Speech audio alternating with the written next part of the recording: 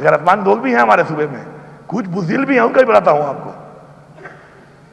اس نے مجھے پیچھے والے راستے سے نکال کے سامنے جو پکٹس بنی ہوئی ہیں، ایک پکٹ کے اوپر جا کے میں اوپر بیٹھ گیا پکٹ کے اندر.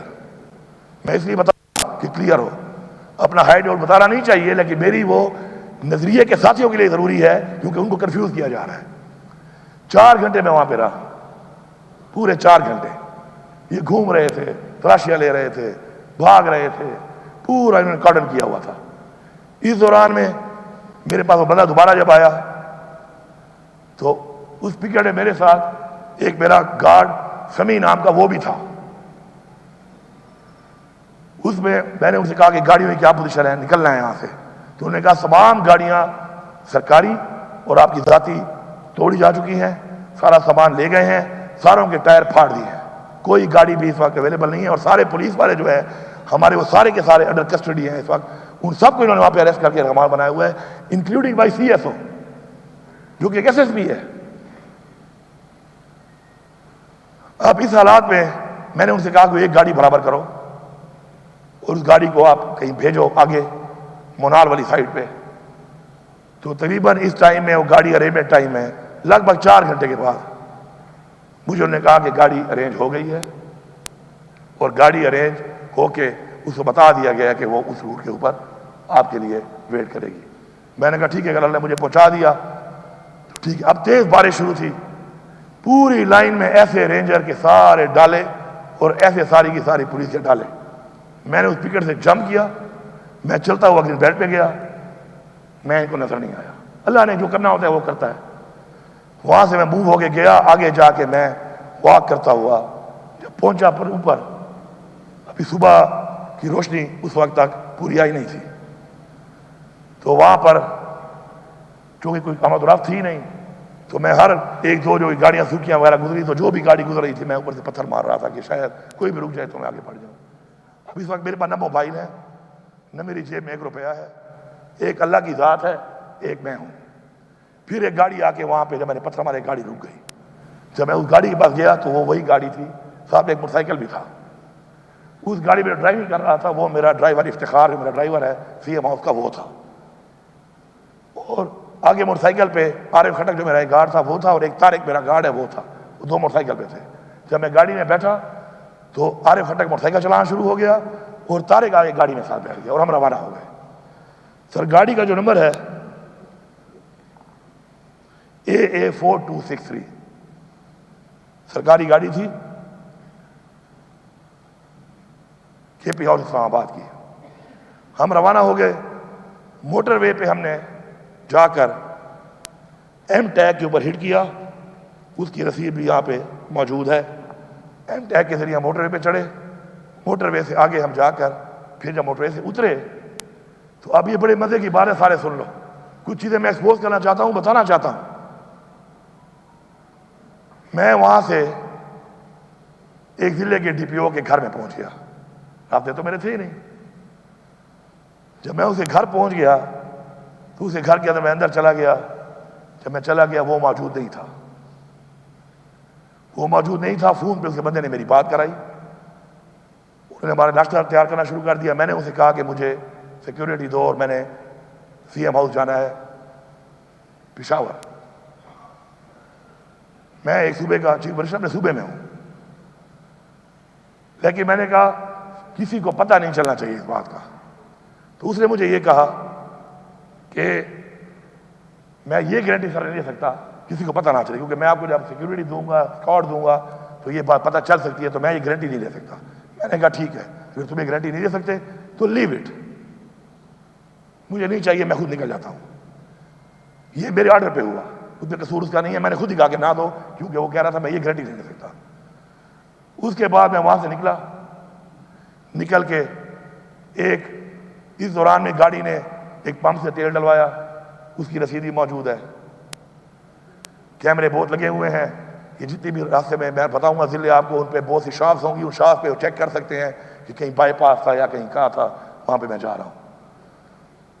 اس کے بعد میں نے کوئی بریک نہیں کی. پھر میں سیدھا گیا اور میں وہاں سے بڑگرام، تورغر، شانگلہ، پھر وہاں سے سوات سے نیچے پھر آتا گیا. آگے کے جو میرے رسیدیں ہیں وہ میں نے ایم ٹیگ اتار دیا کہ ریکارڈ پہ نہ آئے سب کے. تو ایم ٹیگ کے علاوہ وہ رسیدیں موجود ہیں اس گاڑی کی جو رسیدوں پہ آئے. اور پھر مردان، نوشیرہ، چارسدہ اور میں پشاور بند پہنچ گیا. اب مزے کی بات سنیں، جب رات کو مجھے یہ پتہ چلا تو صبح اٹھ کے میں نے سمجھا کہ میں اپنے ان نظریاتی دوستوں کو کلیئرٹی کروں اور ان کی کنفیوژن دور کروں، کیونکہ جو منافق انہوں کنفیوز کر رہے ہیں کہ کلیئر ہونا ضروری ہے. میری ذات کے لیے نہیں، میری ذات بڑی تنقید ہو جائے خیر ہے، لیکن عمران خان کی تحریک کے لیے ضروری ہے. میں یہ فرض سمجھتا ہوں اپنا، یہ میرا فرض ہے. میں نے صبح اٹھ کے آج چونکہ پلان بنایا کہ میں کروں گا، تو میں نے اس ڈی پی او کو کال کیا. یہ بہت زبردست بات ہے، یہ آپ کو مزہ دے گی کہ یہ حالت ہے اس صوبے کی اس وقت پاکستان میں فسائیت کی، اس وقت پاکستان کے اندر فرعونیت کی. میں نے اسے کہا چونکہ میں تو کہیں رکا نہیں ہوں، تو میرے پاس ایک ہی تمہارے گھر کا وہ ناشتہ، تمہارا وہ پی ایس او، تمہارا وہ کوک جسے میں پکچر بھی نکالی. میں نے کہا پکچر بعد میں اپلوڈ کرنا جب میں منظر عام پہ آ جاؤں، وہ اور تم. تو اس نے کہا کہ سر میرے چھوٹے چھوٹے بچے ہیں، میری نوکری چلی جائے گی، میرا نام مت دینا.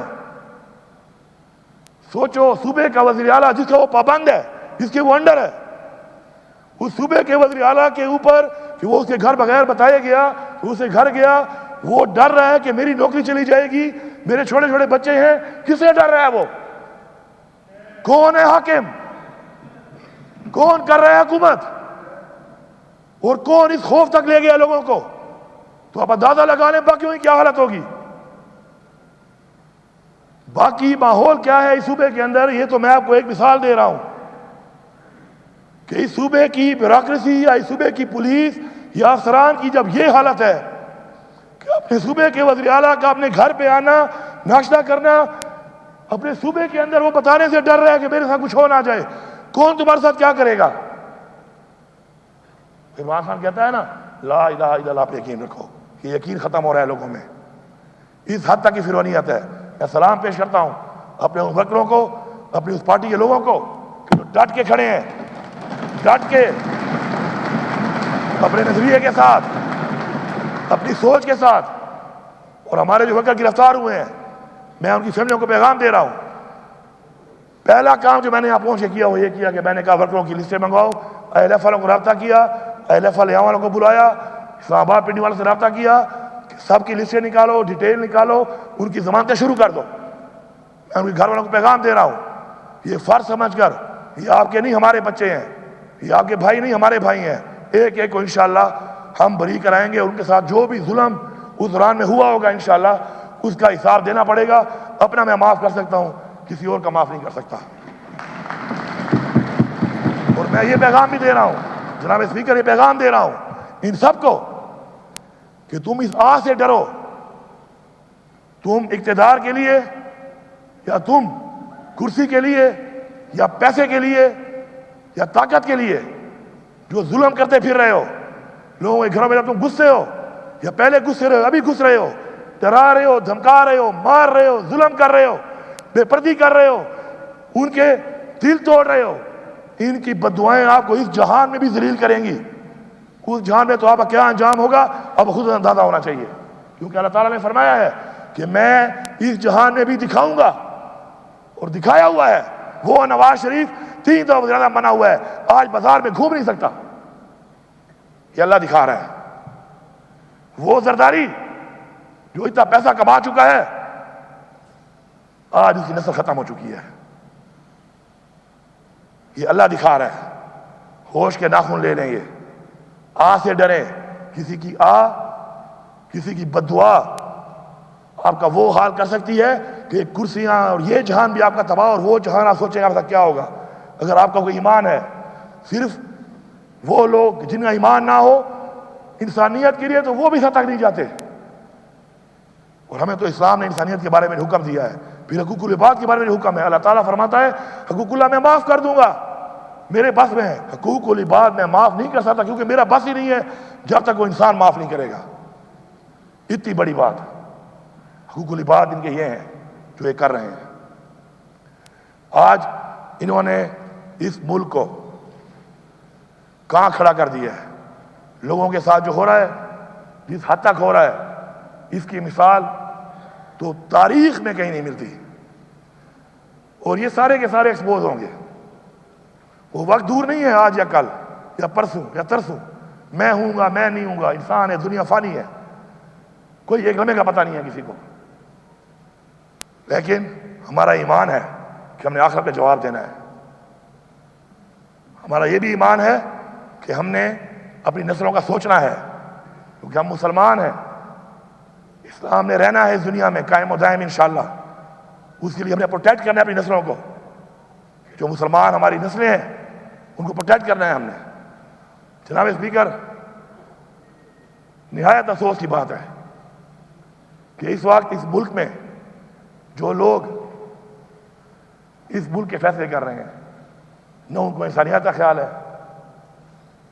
نہ ان کسی کی عزت کا خیال ہے، نہ ان کو ملک کا خیال ہے، نہ وہ شریعت پہ چل رہے ہیں، نہ وہ آئین پہ چل رہے ہیں. کوئی ایک خاصیت کوئی مجھے بتا دے ان کی کہ جو انہوں نے ثابت کی ہو. ہر طرف سے وہ ایک ایسے اندھیرے میں، ایک ایسے مائنڈ سیٹ میں جا چکے ہیں کہ میرے خیال میں قابل رحم ہے. میں سمجھتا ہوں کہ قابل رحم ہے. ان کو اپنی اصلاح کرنی پڑے گی. یہ اگر اپنی اصلاح نہیں کریں گے، اس پہ نہیں سوچیں گے، ان کے خاندان والے، ان کے گھر والے، ان کے جاننے والے، ان سے میری اپیل ہے، ان سے کہو کہ اصلاح کریں اپنی. دلائل میں بیٹھو، ان کو سمجھاؤ، بتاؤ، اور اگر نہیں مانتے ان کا بائیکاٹ کرو. میں یہاں پہ ان فوجی بھائیوں کا شکریہ ادا کرتا ہوں، کیونکہ پیچھے والا قافلہ جو آ رہا تھا اس میں آپ کا بیٹا بھی تھا، میرا بھائی بھی تھا، وہ ریٹائر فوجی بھی ہے، ہمارے بوس ہیں پی ایم منسٹر، پیچھے بھی آئے دوسرے قافلے میں، کچھ میرے ساتھ تھے. میں ان کا شکریہ ادا کرتا ہوں فوجی بھائیوں کا کہ جب ہمارے لوگ گئے. اپنے لوگوں کو بھی سلام پیش کرتا ہوں کہ انہوں نے کہا یہ فوج ہماری ہے، کلپ آئے ہوئے ہیں آپ کے پاس. انہوں نے پاک فوج کے نعرے مارے اور فوجیوں نے ان کو راستہ دیا. میں دونوں کا شکریہ ادا کرتا ہوں. لیکن پھر آگے جا کے پھر وہی بے غیرت، بزدل، فسطائیت والے، یہ آئی جی، یہ فیڈرل گورنمنٹ، انہوں نے پھر کیا کیا ان کے ساتھ کہ بارش کے اندر جب وہ گاڑیوں میں بیٹھے ہوئے تھے ان پہ توڑ پھوڑ کر کے حملے کر کے ان کو اتنا نقصان پہنچایا، گرفتار بھی کیا، مارا بھی اور نقصان ہی پہنچایا. تو اگر یہ سمجھتے ہیں کہ صرف یہی ہوں گے، فرعون بھی یہ سمجھتا تھا، وہ سمجھتا تھا یہ بات کہ میں ہی طاقتور ہوں. پھر کیا ہوا اس کا حال؟ بہت بڑی بڑی ایسی طاقتور شخصیات اس دنیا میں گزری ہیں، ان کا کیا حال ہوا ہے؟ عوام، انسانیت.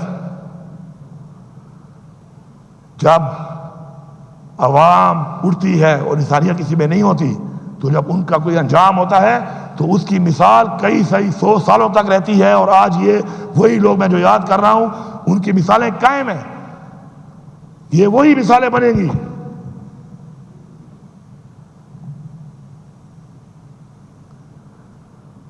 میں یہاں پہ یہ بتانا چاہتا ہوں آپ سب لوگوں کو، آپ کے ذریعے باقی سب کو، کہ میرے سارے پاکستانیوں، جو بھی منافق ہے اس نظریے کے ساتھ، اللہ اس کو غرق کرے،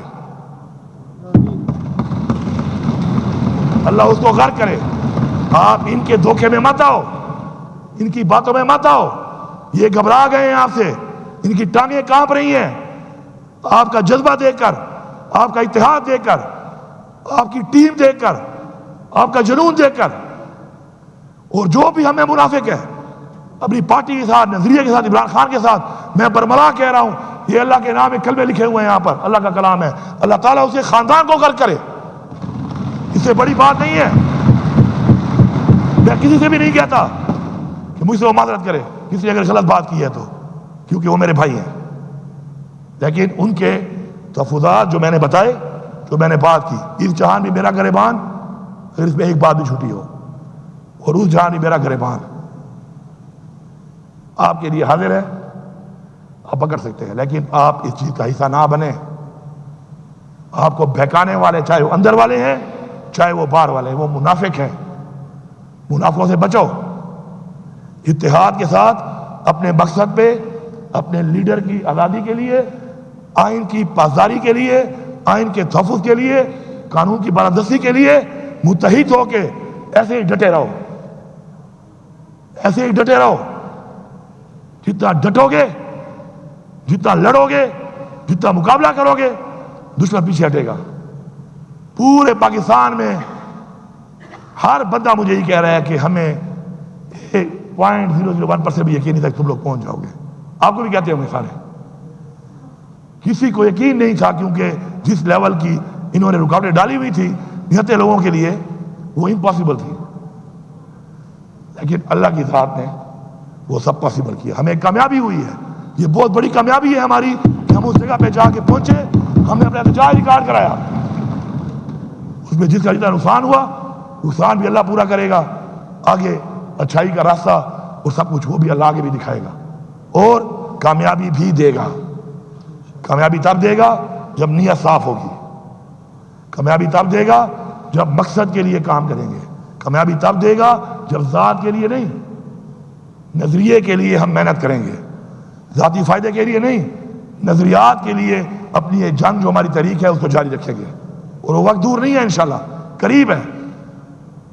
اب وہ کہتے ہیں نا گرتی ہوئی دیوار کو ایک دھکا اور دو، ایک اور دھکا ہے، ایک اور دھکا، اور وہ دھکا بھی انشاءاللہ ہم ہی دیں گے، ہم ہی دیں گے وہ دھکا، ہم ہی دیں گے وہ دھکا۔ اور ان کو سمجھ آ گئی ہے کہ جہاں تک ہم پہنچ گئے ہیں، اس کے بعد اگلا سٹیپ پھر شہباز شریف کا بیڈ روم ہے۔ اگر عمران خان حکم دے دے تو اگلا سٹیپ اس کا بیڈ روم ہے، ہم نے ثابت کر دیا ہے۔ لیکن عمران خان نے کہا پرامن رہنا ہے، آئین کے دائرے میں رہنا ہے، اپنا آئینی حق پرامن طریقے سے لینا ہے، ہم نے وہ بھی ثابت کیا ہے، اور آگے بھی ہم ثابت کریں گے۔ وہ کہتے ہیں نا چھیڑ ملنگانو، کہ تم جو یہ بیٹھ کے ہمارے یہاں پر کہتے ہیں نا کہ اٹک پار نہیں کرے گا، اٹک بھی بڑھ گیا، پھر کہتے تھے وہ کٹی پھاڑی پار نہیں کر گیا، وہ بھی بڑھ گیا، پھر کہتے تھے وہ کیا ہے برہان ہے وہ پار نہیں کرے گا، وہ بھی بڑھ گیا، پھر 26 نمبر چنگی ہے، پھر ترنول ہے، پھر وہ مرگلہ روڈ ہے، پھر F10 ہے، وہ سارے وڑتے وڑتے وڑتے وڑتے ڈی چوک میں آ کے ڈی چوک بھی بڑھ گیا تھا۔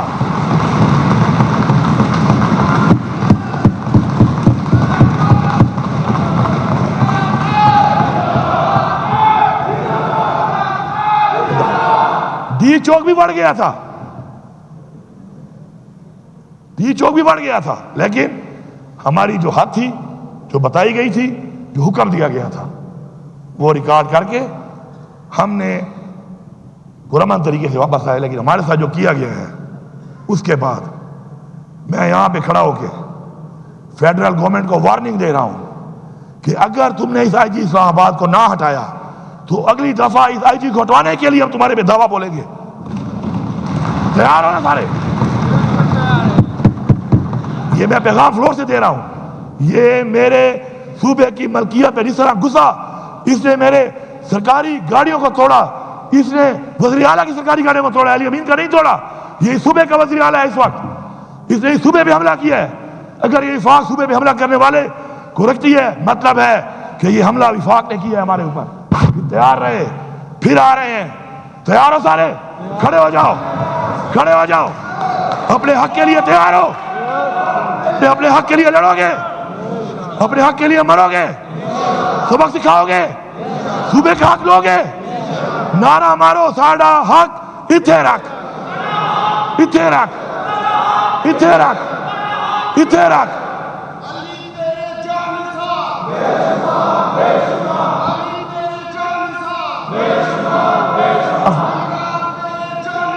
بے شمار بے شمار بے شمار بے شمار آپ سب کا بہت شکریہ، اسپیکر صاحب کا بہت شکریہ۔